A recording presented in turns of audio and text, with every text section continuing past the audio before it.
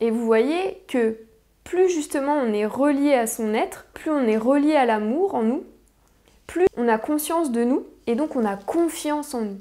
La conscience et la confiance marchent ensemble.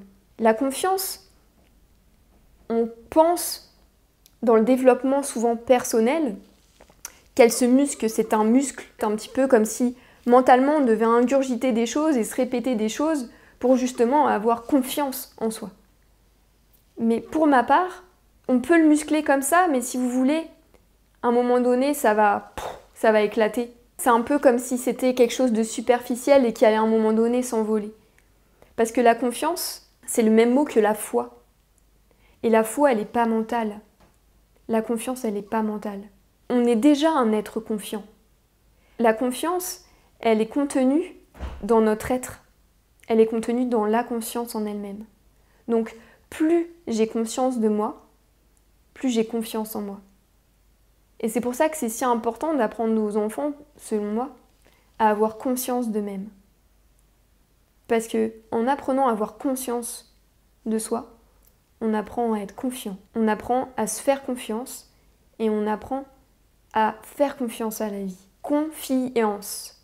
Confiance. C'est se fier à. Se fier à la vie, se fier à soi, au soi, et donc à plus grand que soi.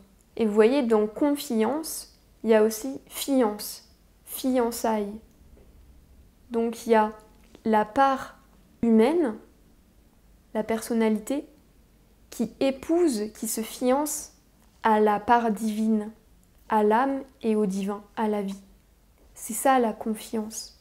Vous voyez qu'elle n'est pas dans la personnalité, donc dans le développement de la personnalité, même si c'est un premier passage, mais elle est dans cette union et donc dans cette reliance de cette part humaine à cette part divine, dans cette confiance, donc dans cette fiançaille, dans ces retrouvailles intérieures. Et vous voyez, dans ces mots, il n'y a pas du tout la notion de combat, encore une fois.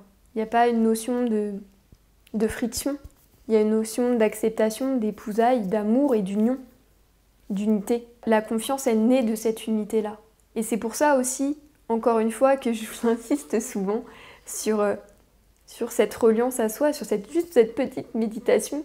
On pourrait penser comme ça, comme quelque chose de très léger, mais qui est encore une fois vraiment un socle, et un socle très solide, un socle de confiance véritable et du coup d'ancrage véritable. Parce que l'ancrage véritable, il est dans son cœur, il est dans la conscience. Il est en reliance avec la conscience. Le vrai ancrage, il est avec le divin. Parce que nous sommes cela. On est une graine divine.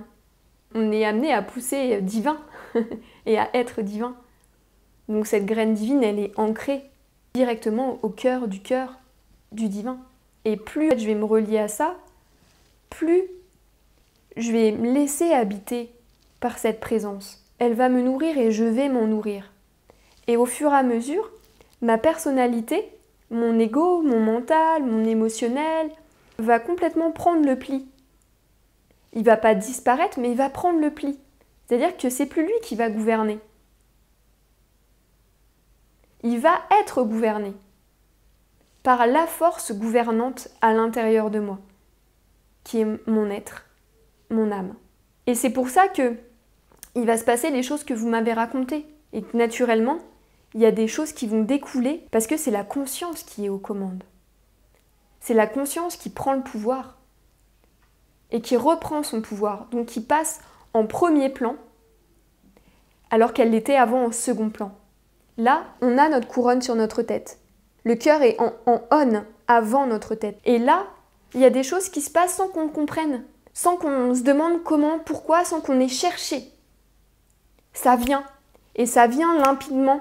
Même si on a conscience que, oh, il y a une part de mon émotionnel qui arrive, etc. On arrive facilement à se recentrer.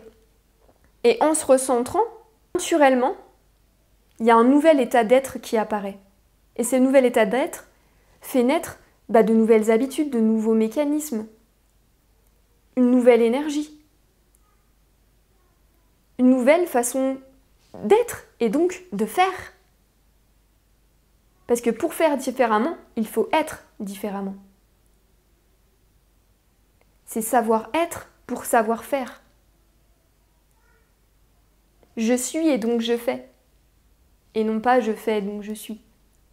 Et si cette force gouvernante sait ce que je suis, et si c'est elle qui a le pouvoir, elle va transmettre des informations à son meilleur outil pour la réceptionner, qui est notre personnalité. Et la personnalité, qui elle est maintenant au second plan, va reprendre son vrai rôle d'outil au service du divin. Donc elle va se mettre au service et elle va faire en fonction de qui je suis. Elle va reprendre finalement cette nouvelle dynamique et cette dynamique naturelle, cette véritable dynamique de la conscience. Et c'est ça le vrai cheminement et la vraie symbiose intérieure, la vraie alchimie. C'est celle-là.